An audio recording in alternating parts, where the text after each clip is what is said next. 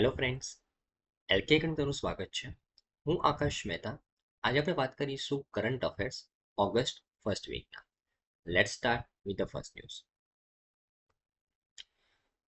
આપણી પહેલી ન્યૂઝ છે ફ્રેન્ડ્સ કે હમણાં રિસેન્ટલી આપણા ઇન્ડિયન એરફોર્સ દ્વારા એરફોર્સની લાર્જેસ્ટ મલ્ટીલેટરલ એક્સરસાઇઝ હોસ્ટ કરવામાં આવી. એના વિશે વાત કરીએ. ઇન્ડિયન એરફોર્સ દ્વારા એરફોર્સની લાર્જેસ્ટ મલ્ટીલેટરલ એક્સરસાઇઝ હોસ્ટ કરવામાં આવી, રાઈટ. હવે આ મલ્ટીલેટરલ એક્સરસાઇઝનું નામ શું છે ફ્રેન્ડ્સ? તો તરંગ શક્તિ. એના વિશે વાત કરીએ. બહુ જ ઇમ્પોર્ટન્ટ ન્યૂઝ છે એક્ઝામ પોઈન્ટ ઓફ વ્યૂથી. તમને ખબર છે ફ્રેન્ડ્સ, કોઈ પણ એક્ઝામની અંદર એક્સરસાઇઝનો એકાદ ક્વેશ્ચન્સ તો બને જ છે. તો સૌથી પહેલાં તો આપણે એક્સરસાઇઝ વિશે વાત કરીએ કે આ કઈ એક્સરસાઇઝની વાત કરવામાં આવી રહી છે. તો એકચ્યુઅલી એક્સરસાઇઝ છે ને ફ્રેન્ડ્સ, એ ફ્રેન્ડલી નેશન સાથે કરવામાં આવે. એક્સરસાઇઝ નોર્મલી ફ્રેન્ડલી નેશન્સના આર્મીઝ વચ્ચે, નેવીઝ વચ્ચે, એરફોર્સની વચ્ચે અને અમુક વાર કોસ્ટ ગાર્ડની વચ્ચે પણ કરવામાં આવે છે, બરાબર ને? ઓકે, તો જે બે ફ્રેન્ડલી નેશન હોય એમની વચ્ચે આ એક્સરસાઇઝ થતી હોય.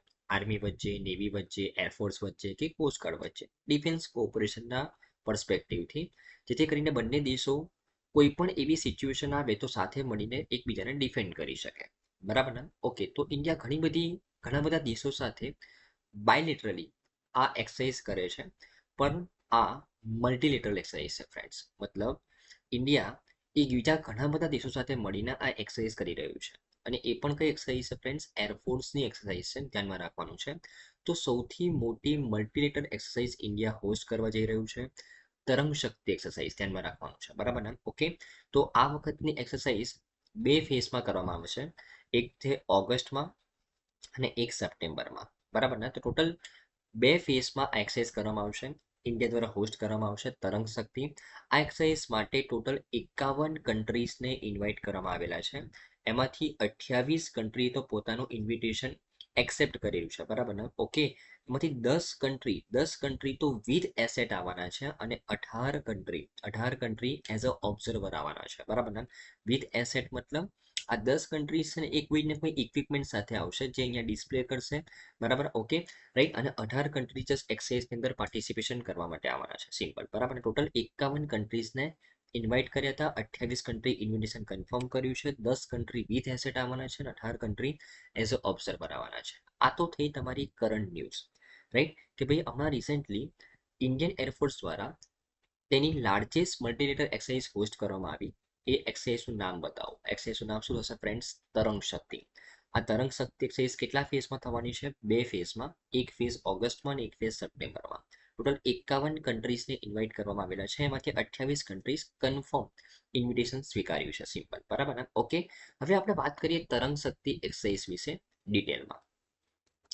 તો એકચ્યુઅલી આ તરંગ શક્તિ એક્સરસાઇઝ છે ને ફ્રેન્ડ્સ, એ ઇન્ડિયન એરફોર્સની એક્સરસાઇઝ છે.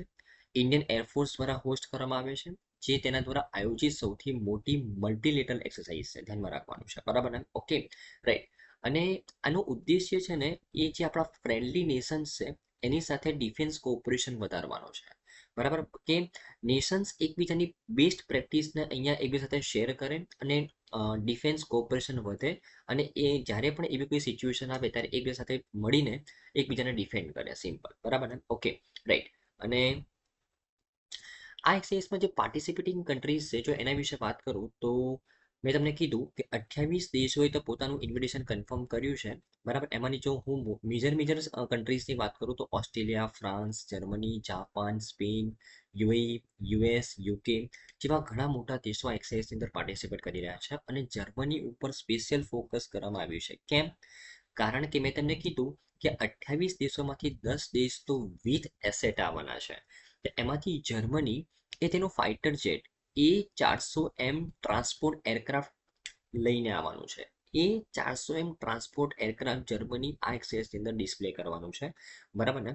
હવે આ ટ્રાન્સપોર્ટ એરક્રાફ્ટ આપણા માટે ઇમ્પોર્ટન્ટ કેમ છે? કારણ કે ભારત એ જર્મની પાસેથી A400M ટ્રાન્સપોર્ટ એરક્રાફ્ટ ખરીદવાનું વિચારી રહ્યું છે, બરાબર ને? ઓકે, આ A400M ટ્રાન્સપોર્ટ એરક્રાફ્ટ એ કોના દ્વારા બનાવવામાં આવ્યું છે ફ્રેન્ડ્સ? તો એરબસ જે એક યુરોપિયન કંપની છે એરબસ દ્વારા આ બનાવવામાં આવેલું છે અને એ ભારત પરચેસ કરવાનું વિચારી રહ્યું છે. એના માટે જર્મની જે આ એક્સરસાઇઝ દરમિયાન આ એરક્રાફ્ટને અહીંયા ડિસ્પ્લે કરશે. સિમ્પલ, બરાબર, ધ્યાનમાં રાખવાનું છે. ઓકે, તો એક સિમ્પલ ક્વેશ્ચન કે એક્સરસાઇઝ તરંગ શક્તિ એ કોણ હોસ્ટ કરે છે? Indian air force.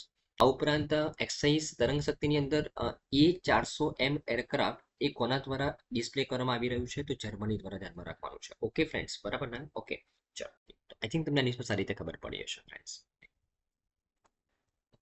આપણે સેકન્ડ ન્યૂઝ છે ફ્રેન્ડ્સ કે એમાં રિસેન્ટલી એક રિપોર્ટ આવ્યો, એક રિપોર્ટનું અનાઉન્સમેન્ટ કરવામાં આવ્યું. એ રિપોર્ટની અંદર ડેટા શું કહે છે કે જૂન મહિનાની અંદર આપણો જે કોર સેક્ટરનો જે ગ્રોથ છે ફ્રેન્ડ્સ એ ગ્રોથ ઘટીને કેટલો ટકા થઈ ગયો છે? 4% થઈ ગયો છે. બરાબર ને?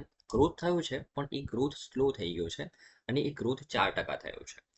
એના વિશે વાત કરીએ. સૌથી પહેલા આ ન્યૂઝમાં કરંટ ન્યૂઝ તો આપણા માટે ઓછી ઇમ્પોર્ટન્ટ છે પણ આપણા માટે જાણવું જરૂરી છે કે આ કોર સેક્ટર કોને કહેવાય, કોર સેક્ટર કોને કહેવાય, એનું મહત્વ શું છે આપણી ઇન્ડિયન ઇકોનોમીની અંદર, એ આપણને ખબર હોવી જોઈએ. ઓકે, તો સૌથી પહેલા તો આપણે વાત કરીએ કોર સેક્ટરની. કે core sector total 8 core sector છે ભારતમાં.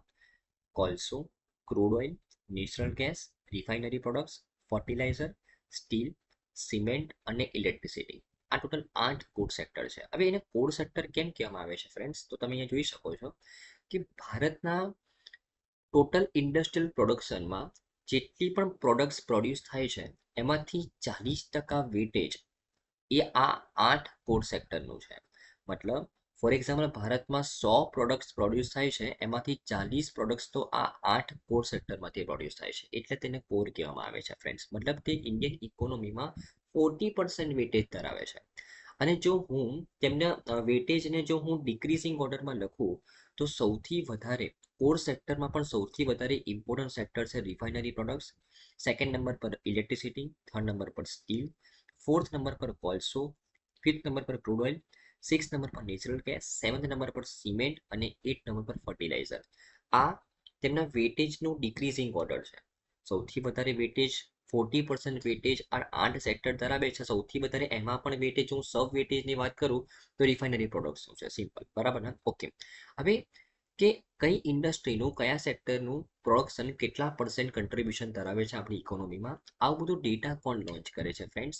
આ ડેટા લોન્ચ કરવામાં આવે છે એક ઇન્ડેક્સના માધ્યમથી, index of industrial production, IIP. આ ઇન્ડેક્સના માધ્યમથી આ ડેટા આપણને ખબર પડે છે કે આ પર્ટિક્યુલર સેક્ટરનું કન્ટ્રીબ્યુશન આપણા ઇકોનોમીમાં આટલું છે. તો આ ઇન્ડેક્સ ઓફ ઇન્ડસ્ટ્રીયલ પ્રોડક્શન, આ ઇન્ડેક્સ કોણ તૈયાર કરે છે? તો આ ઇન્ડેક્સ તૈયાર કરવાની સંસ્થા છે friends central statistical organisation, CSO, central statistical organisation. આ સંસ્થા એ આપણા એક મિનિસ્ટ્રી અંડરમાં કામ કરે છે, ministry of statistics and programme implementation, જેને આપણે કહીએ છીએ મોસ્પી. તો ઇન્ડેક્સ ઓફ ઇન્ડસ્ટ્રીયલ પ્રોડક્શન કઈ સંસ્થા તૈયાર કરે છે? Central statistical organisation. આ સંસ્થા કયા મિનિસ્ટ્રી અંડરમાં કામ કરે છે? તો ministry of statistics and programme implementation, MoSPI અંડરમાં કામ કરે છે. ઓકે, તો આ આપણે ભણ્યા કે કોર સેક્ટર શું છે, કયા કયા કોર સેક્ટરમાં સેક્ટર સામેલ થાય છે, આ સેક્ટર્સનું વેટેજ કેટલું છે ઇન્ડિયન ઇન્ડસ્ટ્રીયલ પ્રોડક્શનની અંદર, અને આ રિપોર્ટ કોણ તૈયાર કરે છે? તો index of industrial production report A CSO તૈયાર કરે છે. બરાબર ને? ઓકે, તો આપણે એના વિશે ભણ્યા. હવે આ રિપોર્ટમાં શું કહેવામાં આવ્યું છે એના વિશે વાત કરીએ, મતલબ કરંટ ન્યૂઝની વાત કરીએ. તો કરંટ ન્યૂઝમાં એવું કહેવામાં આવેલું છે કે ટોટલ 8 સેક્ટરની અંદર આ 8 જે કોર સેક્ટર છે એમાંથી જૂન મહિનાની અંદર મોસ્ટ ઓફ ધ સેક્ટર્સનો જે ગ્રોથ છે તે સ્લો થયો છે. ગ્રોથ સ્લો થયો છે. ખાલી એક સેક્ટરને આપણે એક્ઝેમ્પ્ટ કરીએ, કયું? Call sector. કોલ સેક્ટરનો જે ગ્રોથ છે એ જૂન મહિનાની અંદર વધીને કેટલો થયો છે ફ્રેન્ડ્સ?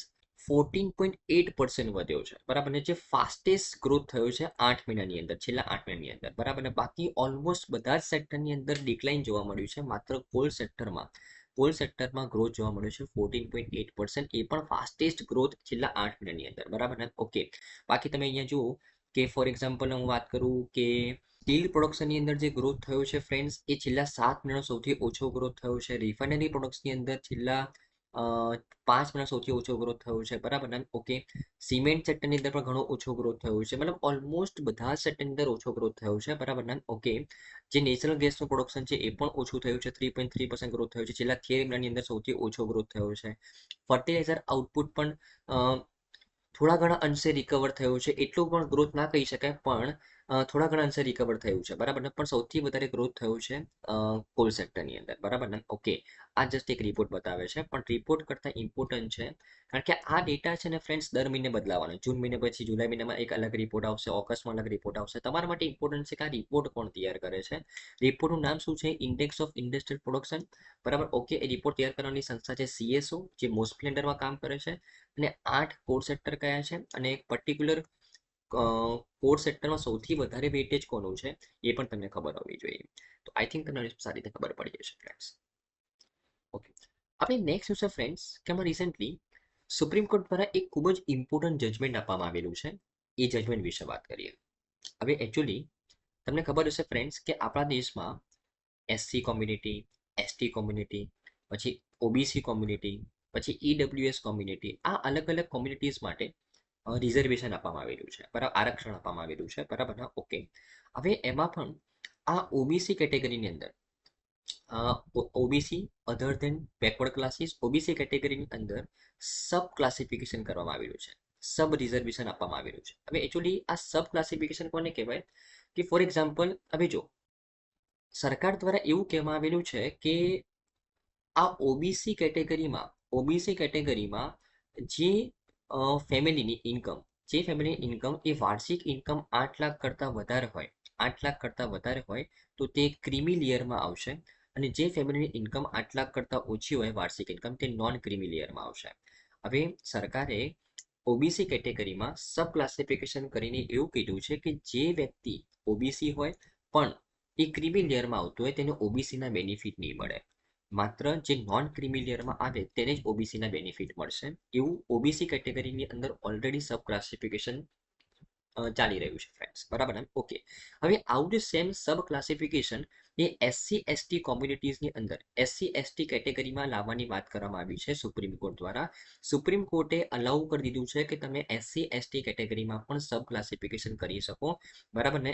આ જિમ્મેદારી સ્ટેટ ગવર્મેન્ટને સોંપવામાં આવી છે ફ્રેન્ડ્સ, બરાબર ને? ઓકે, જસ્ટ સુપ્રીમ કોર્ટે અલાઉ કર્યું છે કે તમે SC/ST કોમ્યુનિટીમાં તમે સબ ક્લાસિફિકેશન લાવી શકો, આવી રીતના ક્રીમી અને નોન ક્રીમી લેયરને આઈડેન્ટિફાઈ કરી શકો. કારણ કે સુપ્રીમ કોર્ટનું એવું કહેવું છે કે ફ્રેન્ડ્સ SC/ST કોમ્યુનિટીની અંદર કે ઘણા એવા લોકો રહે છે કે જેમને એમના રિઝર્વેશનનો બેનિફિટ જ નથી મળી રહ્યો, બરાબર ને? ઓકે, તો એવા લોકો સુધી પહોંચવા માટે આપણે જે લોકો SC/ST કોમ્યુનિટીમાં ઓલરેડી ક્રીમી લેયરને પાર કરી ચૂકેલા છે, હવે ક્રીમી લેયરનો રેફરન્સ અહીંયા ઓબીસી કેટેગરીનો રાખવામાં આવેલો છે કે જે લોકો ક્રીમી લેયરનો પાર કરી ચૂકેલા છે, તો હવે તેને એક્ઝેમ્પ્ટ કરવામાં આવે, બરાબર? તેમને કેટેગરીનો લાભ ન દેવામાં આવે, જેથી કરીને આપણે જે લોકો સુધી કેટેગરીનો લાભ પહોંચ્યો જ નથી તેના ઉપર ફોકસ કરી શકીએ. આ સુપ્રીમ કોર્ટનું કહેવું છે. તો એના માટે સુપ્રીમ કોર્ટે સ્ટેટ ગવર્મેન્ટ્સને કીધું કે તમે હવે સબ ક્લાસિફાઈ કરી શકો SC/ST ના કોટાને, સિમ્પલ, બરાબર ને? Okay, right.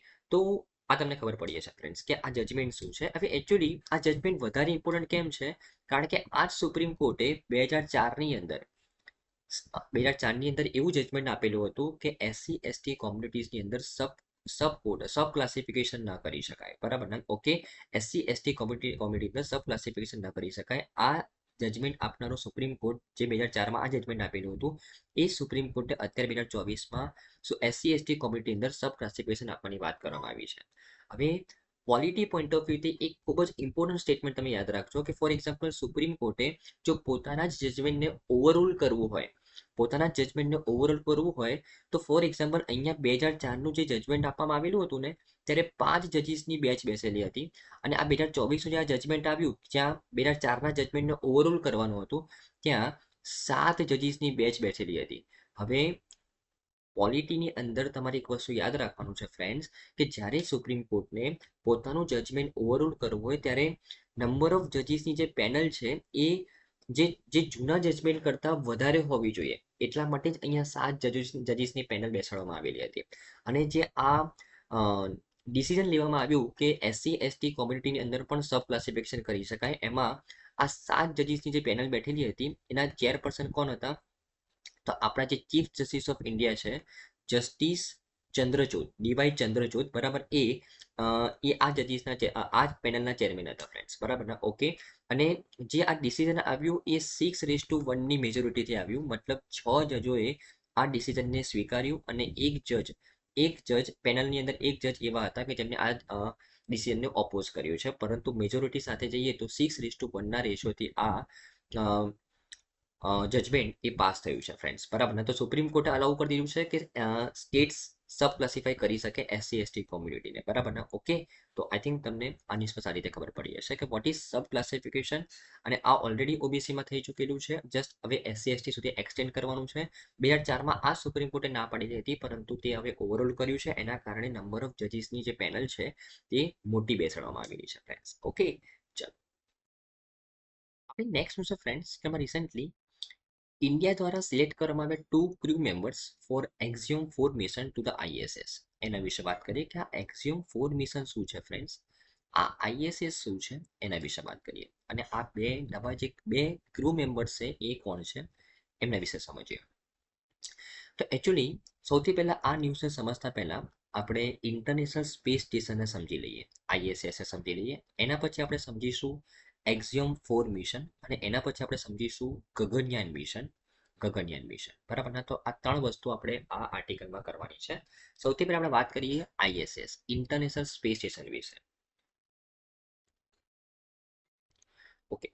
હવે ફ્રેન્ડ્સ ઇન્ટરનેશનલ સ્પેસ સ્ટેશનની હું વાત કરું ને ફ્રેન્ડ્સ, તો એકચ્યુઅલી આપણા પૃથ્વીના વાતાવરણથી 400 કિલોમીટર દૂર એક સ્પેસ સ્ટેશન બનાવવામાં આવી રહ્યું છે.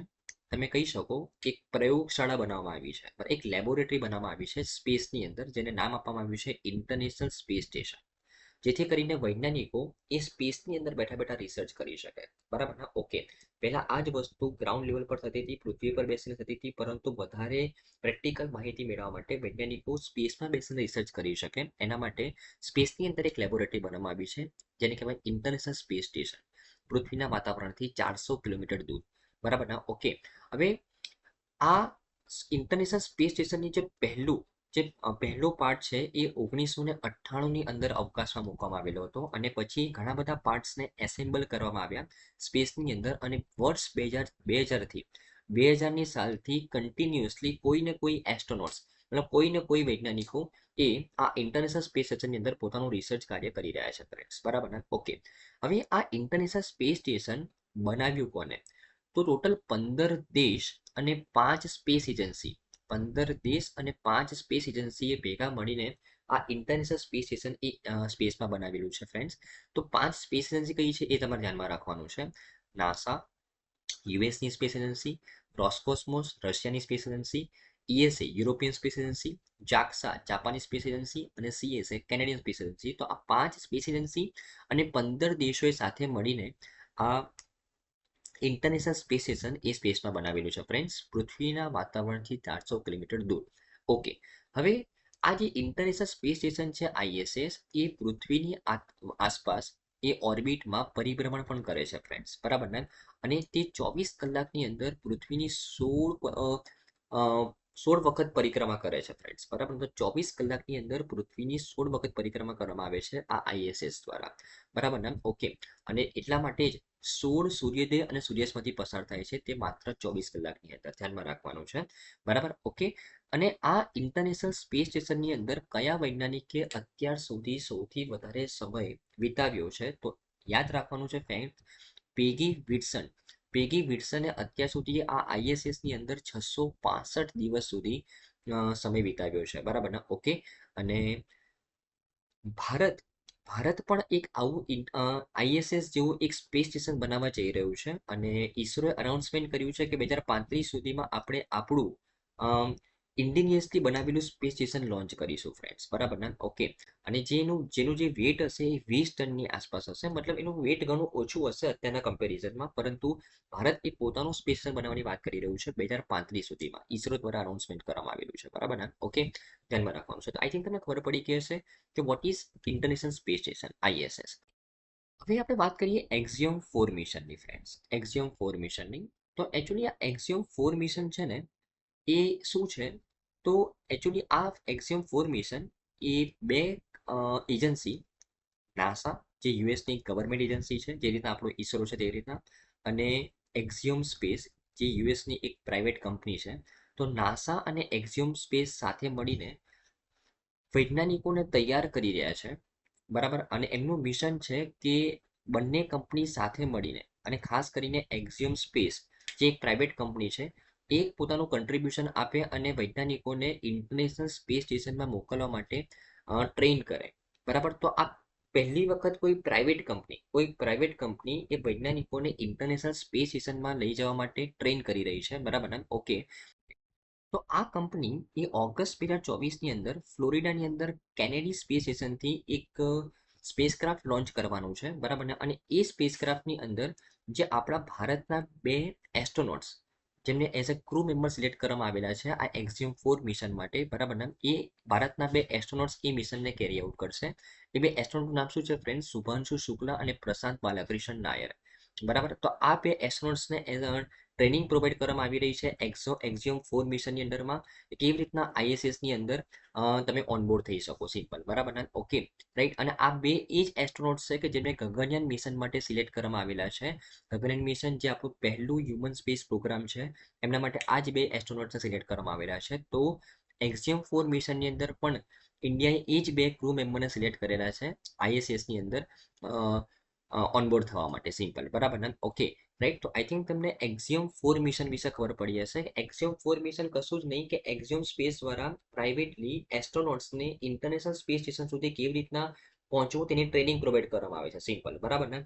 Okay, right. અને હવે આપણે વાત કરીએ ગગનયાન મિશનની. તો ગગનયાન મિશન એ ભારત એ 2025 પછી લોન્ચ કરવાનું છે. ગગનયાન મિશનની અંદર ભારત પહેલી વખત ઇન્ડિજિનિયસલી પોતાના વૈજ્ઞાનિકોને પોતે જ સ્પેસમાં મોકલશે ફ્રેન્ડ્સ, બરાબર ને. Okay, right. તો એના માટે ટ્રેનિંગ પર્સપેક્ટિવથી એક્ઝિયોમ 4 મિશનની અંદર ભારતે તે જ બે એસ્ટ્રોનોટને સિલેક્ટ કરેલા છે કે જે તે ગગનયાન મિશનની અંદરમાં મોકલવાનું છે, બરાબર ને. ઓકે, તો આઈ થિંક તમને આખી ન્યૂઝમાં ખબર પડી હશે ફ્રેન્ડ્સ, બરાબર ને. Okay, right. આપણે નેક્સ્ટ છે ફ્રેન્ડ્સ કે હમણાં રિસેન્ટલી પાર્લામેન્ટની અંદર એક અમેન્ડમેન્ટની વાત થઈ રહી છે, એક એક્ટની અંદર અમેન્ડમેન્ટની વાત થઈ રહી છે. ખૂબ જ ઇમ્પોર્ટન્ટ એક્ટ છે વાક્ફ એક્ટ. એની અમેન્ડમેન્ટની અંદર વાત થઈ રહી છે પાર્લામેન્ટની અંદર. તો એના વિશે જોઈએ. આપણે નેક્સ્ટ છે ફ્રેન્ડ્સ કે પાર્લામેન્ટમાં એક એક્ટને અમેન્ડ કરવાની વાત થઈ રહી છે. ખૂબ જ ઇમ્પોર્ટન્ટ એક્ટ છે વાક્ફ એક્ટ. એને અમેન્ડ કરવાની વાત થઈ રહી છે પાર્લામેન્ટની અંદર. તો આ વાક્ફ એક્ટ શું છે એને સમજીએ ફ્રેન્ડ્સ આપણે, બરાબર. ખૂબ જ ઇમ્પોર્ટન્ટ છે, એક્ઝામ પોઈન્ટ ઓફ વ્યૂથી ધ્યાનમાં રાખવાનું છે. અને અત્યારે રિસન્ટલી ટ્રેન્ડી પણ છે ફ્રેન્ડ્સ. તમે જોશો ટ્વિટરની અંદર, કોઈ પણ સોશિયલ મીડિયાની અંદર ખૂબ જ ટ્રેન્ડ કરી રહ્યો છે આ વાક્ફ એક્ટ. તો એ શું છે એના વિશે સમજીએ. તો એકચ્યુઅલી ફ્રેન્ડ્સ વાક્ફ એક્ટ, આ એક્ટ છે ને ફ્રેન્ડ્સ 1954માં લાવવામાં આવેલો હતો, 1954ની અંદર. અને આ એક્ટની અંડરમાં એક સેન્ટ્રલ વાક કાઉન્સિલ બનાવવામાં આવી. હવે એકચ્યુઅલી આ એક્ટની અંડરમાં છે ને ઘણા બધા વાક બોર્ડ તૈયાર કરવામાં આવ્યા. ઘણા બધા વાક બોર્ડ છે. એક સેન્ટ્રલ વાક બોર્ડ પણ છે અને દરેક રાજ્યની અંદર એક એક વાક બોર્ડ છે, બરાબર ને. એક સંસ્થા છે, સિમ્પલ તમે કહી શકો કે એક પ્રિમાઇસ છે, બરાબર ને. વાક બોર્ડ એ કયા એક્ટ અંડરમાં બનાવવામાં આવ્યા? વાક એક્ટ 1954 અંડરમાં, બરાબર ને. ઓકે. અને આ બધા જ વાક બોર્ડ ઉપર નિગરાણી રાખવા માટે સેન્ટ્રલ વાક કાઉન્સિલ બનાવવામાં આવી 1964ની અંદર. એ ધ્યાનમાં રાખવાનું છે, સેન્ટ્રલ વાક કાઉન્સિલ બનાવવામાં આવી, રાઈટ. તો સેન્ટ્રલ વાક કાઉન્સિલ એક ઓથોરિટી છે કે જે વાક બોર્ડ્સ પર નિગરાણી રાખી રહી છે, બરાબર, રેગ્યુલેશન કરી રહી છે, સિમ્પલ, બરાબર ને. ઓકે. અને આ બધાનું રેગ્યુલેશન એ કયા એક્ટ અંડરમાં થાય છે? વાક એક્ટ 1954 અંડરમાં થાય છે. ઓકે. હવે ફ્રેન્ડ્સ આ વાક બોર્ડનું કામ શું છે ફ્રેન્ડ્સ? તો એકચ્યુઅલી આ વાક બોર્ડ છે ને એ શું કરે છે? તો જે પણ વ્યક્તિ જે ઇસ્લામિક ધર્મ ફોલો કરે છે અને એ વ્યક્તિ અગર કોઈ વસ્તુ યા કોઈ પ્રોપર્ટી ડોનેટ કરવા માંગે છે, કોઈ પ્રોપર્ટી ડોનેટ કરવા માંગે છે, તો એ પ્રોપર્ટીની સાર સંભાળ લેવાનું કામ કોનું છે ફ્રેન્ડ્સ? વાક્ફ બોર્ડનું છે. એ વ્યક્તિ એ પોતાની પ્રોપર્ટી જે તે ડોનેટ કરવા માંગે છે કોઈ સામાજિક કામ માટે, કોઈ પણ પર્સપેક્ટ, કોઈ એજ્યુકેશનલ સંસ્થા એસ્ટાબ્લિશ કરવા માંગે, કોઈ હોસ્પિટલ તૈયાર કરવા માંગે, તે દરેક હોસ્પિટલનું, એજ્યુકેશન સંસ્થાનું મતલબ માલિકી એ કોની થઈ જાય? પછી વાક્ફ બોર્ડની થઈ જાય, બરાબર. પણ જે વ્યક્તિ ઇસ્લામિક ધર્મ ફોલો કરતું હોય અને તે પોતાની પ્રોપર્ટી આવી રીતના ડોનેટ કરવા માંગે તો એ પોતાની પ્રોપર્ટીને કોના અંડરમાં રજીસ્ટર કરાવી દે, વાક બોર્ડના અંડરમાં, જેનું પછી મેન્ટેનન્સ કોણ કરે ફ્રેન્ડ્સ, વાક બોર્ડ કરે. સિમ્પલ, બરાબર ને. આ સિમ્પલ મેં તમને ડેફિનેશન આપી વાક બોર્ડના કામની. ઓકે, અને 1954માં આ એક્ટ બનાવવામાં આવેલો હતો અને વાક બોર્ડ 1954થી આ કામ કરી રહ્યું છે. હવે ધીમે ધીમે આ એક્ટની અંડરમાં એવા અમેન્ડમેન્ટ કરવામાં આવ્યા ને ફ્રેન્ડ્સ, તો એકચ્યુઅલી અત્યારે એવી હાલત થઈ ગઈ છે કે આ વાક બોર્ડ છે ને એ ખૂબ જ પાવરફુલ સંસ્થા બની ગઈ છે. તેની પાસે ઘણા એવા પાવર આવી ગયા છે કે અત્યારે શું પરિસ્થિતિ થઈ ગઈ છે કે અગર કોઈ વ્યક્તિ એઝ અ ટ્રસ્ટ, અગર કોઈ વ્યક્તિ એ પોતાના ઇન્ડિવિડ્યુઅલ રીતે પોતાની રીતે અગર કોઈ સામાજિક કામ કરી રહ્યું છે, બરાબર, તેને વાક બોર્ડની અંદરમાં પોતાની પ્રોપર્ટી રજીસ્ટર નથી કરાવી, છતાં પણ વાક બોર્ડ એવું ક્લેમ કરે છે કે એ વ્યક્તિની પ્રોપર્ટી તેના અંડરમાં છે. સિમ્પલ. ખબર પડી કે નહીં? અત્યારે એવી પરિસ્થિતિ થઈ ગઈ છે ફ્રેન્ડ્સ, બરાબર ને. તો રિસન્ટલી હમણાં સુપ્રીમ કોર્ટ પાસે એક કમ્પ્લેન આવેલી હતી, બરાબર ને, કે એક વ્યક્તિ કમ્પ્લેન કરી કે અત્યારે વાક બોર્ડ પાસે આપણા દેશની અંદર ત્રીજા નંબરની સૌથી વધારે પ્રોપર્ટી છે. પહેલા નંબરની સૌથી વધારે પ્રોપર્ટી કોની પાસે છે? આપણી ઇન્ડિયન આર્મી પાસે. સેકન્ડ નંબરની સૌથી વધારે પ્રોપર્ટી લેન્ડની વાત કરું તો, સેકન્ડ નંબરની સૌથી વધારે પ્રોપર્ટી જો લેન્ડ હોલ્ડિંગની વાત કરું તો ઇન્ડિયન રેલવે પાસે છે. અને થર્ડ નંબરની સૌથી વધારે લેન્ડ હોલ્ડિંગ વાક બોર્ડ પાસે છે, બરાબર ને. ઓકે, તો એકચ્યુઅલી આ પરિસ્થિતિના કારણે સરકારે આ વાફ એક્ટની અંડરમાં અમુક અમેન્ડમેન્ટ લાવવાની વાત કરી છે અને ટોટલ 40 નવા અમેન્ડમેન્ટ લાવવાની વાત કરવામાં આવી છે સરકાર દ્વારા. હજી અમેન્ડમેન્ટ આવશે એટલે ફરીથી આપણે તેને કવર કરીશું. આપણે ઇમ્પોર્ટન્ટ અમેન્ડમેન્ટ જાણવા જરૂરી છે, પણ સરકારે આ વાફ એક્ટની અંડરમાં 40 અમેન્ડમેન્ટ લાવવાની વાત કરવામાં આવી છે. સિમ્પલ ફ્રેન્ડ્સ, બરાબર ને. ઓકે, એમાંથી એક અમેન્ડમેન્ટ તો એવું છે કે આ વાક બોર્ડની અંદર જેટલા પણ વાક બોર્ડ છે એની અંદર એક પણ ફિમેલ એ તેનું મેમ્બર નથી ફ્રેન્ડ્સ. હવે એકચ્યુઅલી વાક બોર્ડ છે ને, તમે જો આ કોન્સ્ટિટ્યુશનલ બોડી છે, મતલબ એક સરકારી સંસ્થા છે, મતલબ તેની અંદર જે લોકો કામ કરે તે પબ્લિક સર્વન્ટ કહેવાય અને તેમાં એક પણ ફિમેલનું પાર્ટિસિપેશન નથી. તો આ વાક બોર્ડની અંદર ફિમેલનું રિપ્રેઝન્ટેશન પણ વધે તેવું સરકાર અહીંયા અમેન્ડમેન્ટ કરશે. આ ઉપરાંત આ દરેક વાક બોર્ડની અંદર માત્ર જે લોકો કામ કરે છે ને, જે પબ્લિક સર્વન્ટ છે એ માત્ર મુસ્લિમ પબ્લિક સર્વન્ટ જ છે ફ્રેન્ડ્સ, બરાબર ને. તો સરકાર અહીંયા બીજા રિલિજનના પણ લોકો અહીંયા જોબ કરી શકે તેવી અહીંયા જોગવાઈ કરશે આ એક્ટની અંદરમાં અમેન્ડમેન્ટ કરીને ફ્રેન્ડ્સ, બરાબર ને. ઓકે, તો ઘણા ઇમ્પોર્ટન્ટ અમેન્ડમેન્ટ આવશે જે આપણે ડિસ્કસ કરીશું ડિટેલની અંદર, બરાબર ને. ઓકે, પણ અત્યારે તમને ખબર પડી કે આ વાક બોર્ડ શું છે, બરાબર, સેન્ટ્રલ વાક કાઉન્સિલ શું છે એ તમને ખબર પડી ફ્રેન્ડ્સ. Okay, right. ચલો, નેક્સ્ટ શું છે ફ્રેન્ડ્સ, તમે રિસન્ટલી સેન્ટ્રલ ગવર્મેન્ટ દ્વારા એક કુછ નવા નોર્મ્સ ઇસ્યુ કરવામાં આવેલા છે દેશની અંદર ઓર્ગન ટ્રાન્સપોર્ટ કરવા માટે. એના વિશે વાત કરીએ. હવે આ ઓર્ગન ટ્રાન્સપોર્ટ તમને ખબર જ છે ફ્રેન્ડ્સ કે દેશમાં અગર કોઈ વ્યક્તિ ફોર એક્ઝામ્પલ એક્સપાયર થઈ જાય, બરાબર ને. ઓકે, તો તેના ઓર્ગન્સ ડોનેટ કરવામાં આવે, બરાબર. ઓકે, અને એવું નથી કે એક્સપાયર થયા પછી તમે ઓર્ગન ડોનેટ કરી શકો, તમે એઝ અ લિવિંગ હ્યુમન પણ તમે તમારા ઓર્ગન્સ ડોનેટ કરી શકો.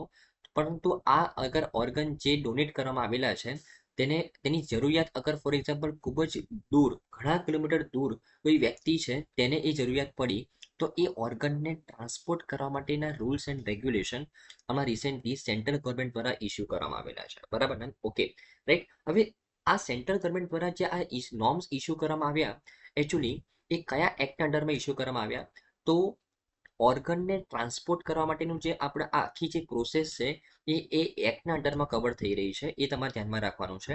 Transplantation of human organs and tissues act 1994ના અંડરમાં, બરાબર ને. તો આ એક્ટના અંડરમાં કે જે ઓર્ગન છે કે જે એક વ્યક્તિ ડોનેટ કર્યું એને હાર્વેસ્ટ કરવામાં આવે છે, એને સ્ટોર કરવામાં આવે છે.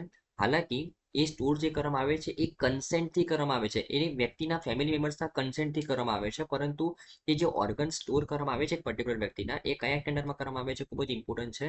Transplantation of human organs and tissues act 1994ના અંડરમાં કરવામાં આવે છે, બરાબર ને. ઓકે, હવે સરકારે જે નવા ઇસ્યુઝ, જે નવા નોર્મ્સ લોન્ચ કરેલા છે એના વિશે વાત કરીએ. સરકારે એવું કીધું છે કે અગર એ ઓર્ગનને આપણે એર દ્વારા, મતલબ એરક્રાફ્ટ દ્વારા, હેલિકોપ્ટર દ્વારા, એર એમ્બ્યુલન્સ દ્વારા, અગર ડ્રોન દ્વારા પણ આપણે ટ્રાન્સપોર્ટ કરતા હોઈએ, બરાબર ને, તો સરકાર દ્વારા શું કહેવામાં આવેલું છે કે એ જે બોક્સમાં તેને ટ્રાન્સપોર્ટ કરવામાં આવી રહ્યું છે તેને સ્પેશિયલ સ્ક્રીનિંગ પ્રોવાઈડ કરવામાં આવે, બરાબર ને. અને જે પેસેન્જર તેને કેરી કરી રહ્યું છે તેને એકદમ વ્યવસ્થિત એનું સ્ક્રુટિની, મતલબ એનું ઇન્વેસ્ટિગેશન કરવામાં આવે, બરાબર ને. ઓકે, આ ઉપરાંત અગર કોઈ પેસેન્જર અથવા સ્ટાફ કે જેની પાસે તે ઓર્ગનનો બોક્સ છે, બરાબર, તેને પ્રાયોરિટી આપવામાં આવે જ્યારે કોઈ ચેકિંગની પ્રોસેસ થતી હોય, જ્યારે ઓનબોર્ડિંગની પ્રોસેસ થતી હોય ત્યારે તેને પ્રાયોરિટી આપવામાં આવે, બરાબર ને. ઓકે, તેને ફોર એક્ઝામ્પલ ફ્રન્ટ રોની અંદર બેસવામાં આવે, બરાબર, તેને ફોર એક્ઝામ્પલ પ્રાયોરિટી રિઝર્વેશન આપવામાં આવે, બરાબર, ફોર એક્ઝામ્પલ તેને લેટ ચેકિંગની સુવિધા પ્રોવાઈડ કરવામાં આવે, બરાબર, એક ગ્રીન કોરિડોર તેના માટે તૈયાર કરવામાં આવે, બરાબર ને. ઓકે, જેથી કરીને તેને કોઈ જાતનું ઓબ્સ્ટ્રક્શન ના નડે ચેકિંગ પ્રોસેસ દરમિયાન, ચેકઆઉટ પ્રોસેસ દરમિયાન. આ બધી વસ્તુ સરકાર દ્વારા ઇસ્યુ કરવામાં આવેલું છે કે એક પર્ટિક્યુલર અહીંયા નોર્મલી જે વાત કરવામાં આવી રહી છે કે એર ટ્રાન્સપોર્ટની વાત કરવામાં આવી છે કે જો ઓર્ગનને એર ટ્રાન્સપોર્ટના માધ્યમથી તમે લઈ જાઓ તો તમારે કઈ કઈ વસ્તુની સુવિધા એ પર્ટિક્યુલર વ્યક્તિને અથવા સ્ટાફને કે જે એ ઓર્ગનનો બોક્સ કરી રહ્યું છે તેને કઈ સુવિધા આપવી જોઈએ, બરાબર ને. Okay, right. તો આ રહી તમારી કરંટ ન્યૂઝ. પણ તમારા માટે ઇમ્પોર્ટન્ટ છે ઓર્ગન ટ્રાન્સપોર્ટેશન.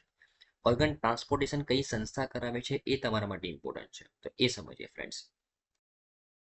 ઓકે, હવે જો ભારતમાં ઓર્ગન ડોનેશનની સ્થિતિ વિશે વાત કરું ને ફ્રેન્ડ્સ, તો ભારતમાં છે ને ઓર્ગન ડોનેટ કરનારા લોકો ઘણા ઓછા છે અને ઓર્ગનની ડિમાન્ડ કરનારા લોકો ઘણા વધારે છે, બરાબર ને.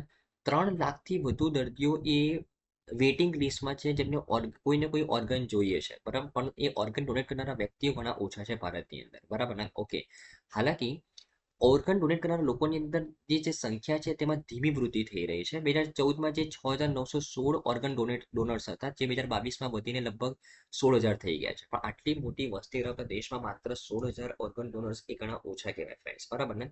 ઓકે, આ ઉપરાંત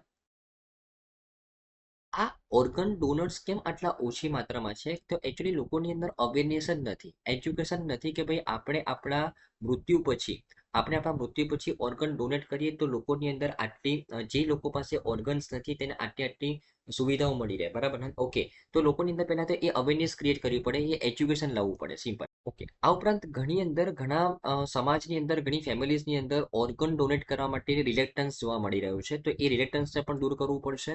આ ઉપરાંત અવેરનેસ અને એજ્યુકેશન ક્રિએટ કરવા પડશે લોકોની અંદર, જેથી કરીને ઓર્ગન ડોનર્સની સંખ્યા વધી શકે ફ્રેન્ડ્સ, બરાબર ને. ઓકે, અને આ ઉપરાંત ફોર એક્ઝામ્પલ ઓર્ગન ડોનેટ કરીએ પણ છે આપણે, પણ એ ઓર્ગન ડોનેશનની અંદર કાળા બજાર જોવા મળે છે ફ્રેન્ડ્સ, બરાબર. ઓકે, આ ઉપરાંત ફોર એક્ઝામ્પલ કોઈ વ્યક્તિએ પોતાનું ઓર્ગન ડોનેટ કર્યું, બરાબર, પરંતુ જે વ્યક્તિ જે એક રિયલ હકદાર છે એ ઓર્ગનને રિસીવ કરવા માટેનું તે વ્યક્તિ સુધી ઓર્ગન પહોંચતું જ નથી. વચ્ચે ઓર્ગન ટ્રાન્સપોર્ટેશન દરમિયાન તેનું બ્લેકમાં હેરફેર કરવામાં આવે છે, સિમ્પલ, બરાબર ને.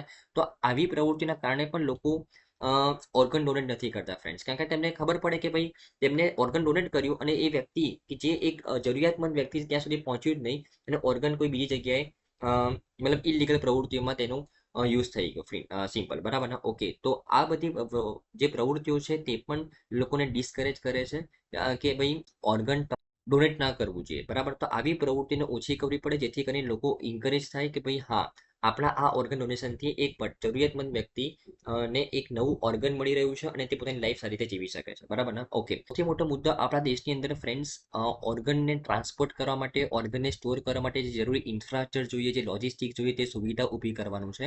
જેના રિલેટેડ આ આર્ટિકલ છે ફ્રેન્ડ્સ, કે સેન્ટર દ્વારા ઇસ્યુ કરવામાં આવેલા છે આમાં અમુક નવા રૂલ્સ એન્ડ રેગ્યુલેશન કે કેવી રીતના આપણે એર ટ્રાન્સપોર્ટ દરમિયાન એક પર્ટિક્યુલર ઓર્ગન નું જે બોક્સ છે તેને કેવી રીતના આપણે સાર સંભાળ લેવી જોઈએ, બરાબર ને. ઓકે, અને આપણા દેશની અંદર જે ઓર્ગન ટ્રાન્સપોર્ટેશન થાય છે તેની ઉપર રેગ્યુલેશન કોણ રાખે છે, તો એક સંસ્થા છે friends, NOTTO, national organ and tissue transplant organisation. આ સંસ્થા એ ઓર્ગન ટ્રાન્સપોર્ટેશન ઉપર દેખરેખ રાખે છે, બરાબર ને. Okay, right. તો અગર ફોર એક્ઝામ્પલ કોઈ વ્યક્તિએ પોતાનું ઓર્ગન ડોનેટ કરવું હોય તો તેને આ નોટોની વેબસાઇટ ઉપર તેને રજીસ્ટર કરવો પડે ફ્રેન્ડ્સ. Okay, right. તો આઈ થિંક તમને સારી રીતે ખબર પડી હશે, બરાબર ને. ઓકે, આપણી નેક્સ્ટ છે ફ્રેન્ડ્સ કે અમે રિસેન્ટલી આપણા જે ફૂડ મિનિસ્ટર છે પ્રહલાદસિંહ જોશી, એમના દ્વારા એક સ્ટેટમેન્ટ આપવામાં આવ્યું કે states can directly buy the rice from food corporation of India, કે જે રાજ્ય સરકાર છે એ આપણે ફૂડ કોર્પોરેશન ઓફ ઇન્ડિયા પાસેથી ડાયરેક્ટલી રાઇસ પરચેસ કરી શકશે. આ એક સ્ટેટમેન્ટ આપવામાં આવ્યું આપણા ફૂડ મિનિસ્ટર પ્રહલાદસિંહ જોશી દ્વારા. તો આ સ્ટેટમેન્ટને આપણે સમજીએ, આ ન્યૂઝને આપણે સમજીએ. તો આ ન્યૂઝને સમજતા પહેલા ફૂડ કોર્પોરેશન ઓફ ઇન્ડિયા વિશે સમજવું જરૂરી છે ફ્રેન્ડ્સ, બરાબર ને. ઓકે, અને એને પણ સમજતા પહેલા આપણે મિનિમમ સપોર્ટ પ્રાઇસ વિશે સમજવું જરૂરી છે ફ્રેન્ડ્સ, બરાબર ને. તો અને મિનિમમ સપોર્ટ પ્રાઇસ સમજ્યા પછી આપણે એક યોજના વિશે સમજીશું, પ્રધાનમંત્રી ગરીબ કલ્યાણ અન્ન યોજના. બરાબર ને? આ બંને વસ્તુ વિશે સમજ્યા પછી જ આપણે આ આર્ટિકલ ઉપર આવીશું ફ્રેન્ડ્સ, બરાબર ને? ઓકે, ચલો સૌથી પહેલા તો આપણે વાત કરીએ મિનિમમ સપોર્ટ પ્રાઇસ. તો તમને ખબર હશે ફ્રેન્ડ્સ કે ગવર્મેન્ટ દ્વારા ખેડૂતોને મિનિમમ સપોર્ટ પ્રાઇસ આપવામાં આવે છે 23 અલગ અલગ ક્રોપ વેરાયટી માટે. 23 પાક અગર ખેડૂત ઉગાડે, બરાબર ને, તો તેને તેના બદલામાં મિનિમમ સપોર્ટ પ્રાઇસ મળે છે. હવે આ મિનિમમ સપોર્ટ પ્રાઇસ છે શું ફ્રેન્ડ્સ?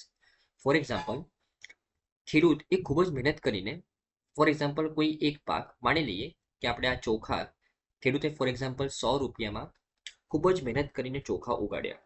ઓકે, 100 રૂપિયામાં. હવે ખેડૂત જો આ ચોખાનો પાક એ પોતાના નજીકના વેપારીને વેચવા માટે જાય, તો એ વેપારી શું કરે? ફોર એક્ઝામ્પલ ખેડૂતને 110 રૂપિયા આપે, 120 રૂપિયા આપે, 130 રૂપિયા આપે, ઘણી વખત તો 90 રૂપિયા પણ આપે, તો ખેડૂતને લોસમાં પણ જવું પડે, બરાબર ને? કારણ કે તેને ખબર છે કે ખેડૂત પાસે બીજો કોઈ રસ્તો નથી.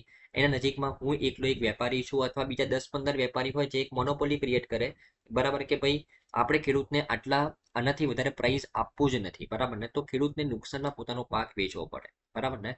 રાઈટ. તો જે ખેડૂત એ પોતે ઓલરેડી ખૂબ જ ખરાબ પરિસ્થિતિમાં છે, બરાબર ને? ઓકે, ઘણી બધા નેચરલ ડિઝાસ્ટરનો સામનો કરીને તેને આ એક પાક ઉગાડ્યો છે, તેને એક સફિશિયન્ટ પ્રોફિટ જ ના મળે. ઓકે, તો એનાથી ઉપર આવવા માટે સરકારે ખેડૂતને એક ટેકાનો ભાવ આપવાનું નક્કી કર્યું, મિનિમમ સપોર્ટ પ્રાઇસ. સરકારે નક્કી કર્યું કે ખેડૂતને તેના પ્રોડક્શન કોસ્ટના એટલીસ્ટ 50% પ્રોફિટ તો મળવો જ જોઈએ. તો સરકારે ખેડૂતને શું કીધું કે ભાઈ તમે આ 23 પાક ઉગાડો, 23માંથી કોઈ પણ પાક ઉગાડો, તમારો જેટલો પણ પ્રોડક્શન કોસ્ટ થશે એનાથી 50% પ્રોફિટ ઉપર તમે એ વસ્તુને તમે અમને વેચી શકશો.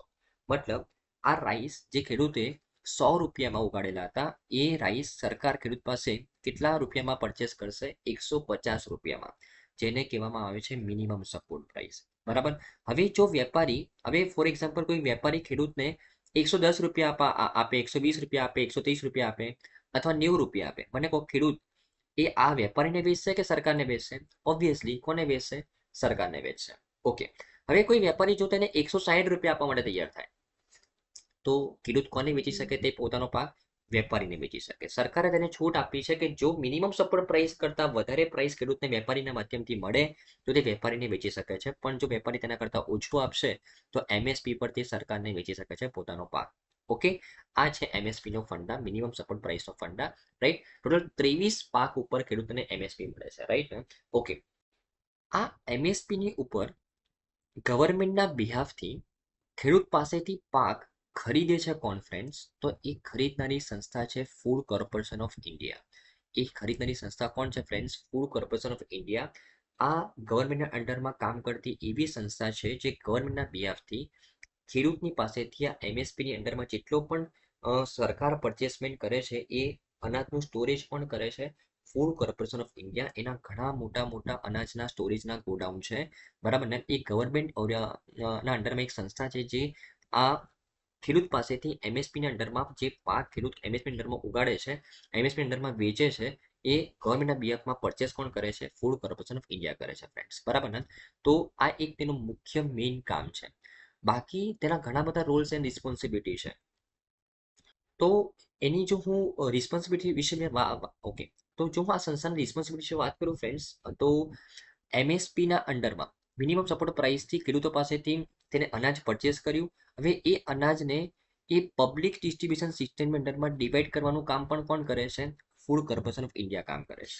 એ અનાજને સ્ટોર કરવાનું કામ, એ અનાજને એઝ બફર સ્ટોક તરીકે જાળવી રાખવાનું કામ પણ કોણ કરે છે? Food corporation of India.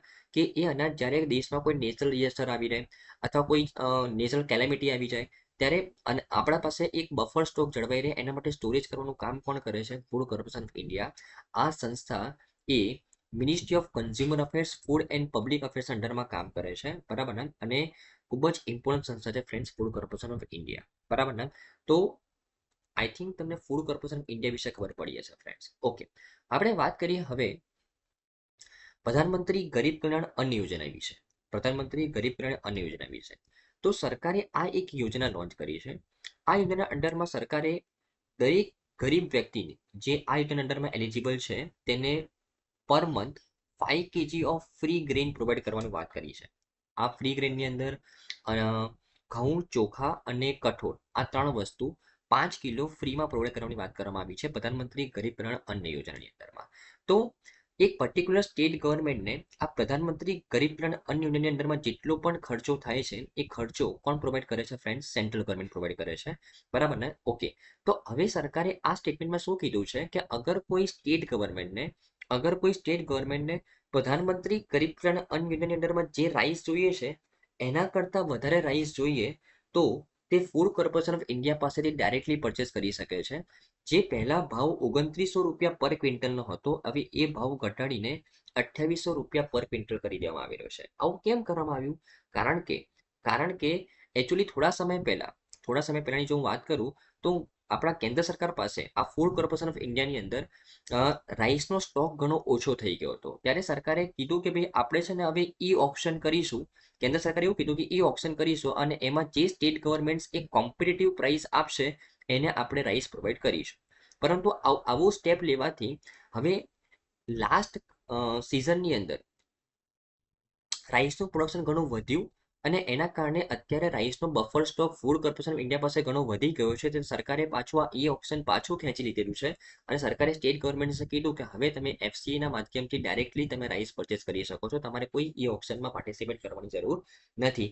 પણ આ એફસીઆઈને માધ્યમથી તમે કયા રાઈસ ડાયરેક્ટલી પરચેસ કરી શકો? જે રાઈસ તમે પ્રધાનમંત્રી ગરીબ કલ્યાણ અન્ન યોજનાના અંદરમાં આપવાનો છો તેના કરતાં વધારે રાઈસ તમને જોઈએ તો જ તમે આ રાઈસ તમે પરચેસ કરી શકો. કયા ભાવથી? 2800 રૂપિયા પર ક્વિન્ટલના ભાવથી ધ્યાનમાં રાખવાનું છે. Okay, right. તો આથી તમને ન્યૂઝમાં સારી રીતે ખબર પડી હશે ફ્રેન્ડ્સ. ઓકે, ચાલો. આઈ થિંક ફ્રેન્ડ્સ આની તમામ ન્યૂઝમાં તમને સારી રીતે ખબર પડી હશે. Thank you friends, by.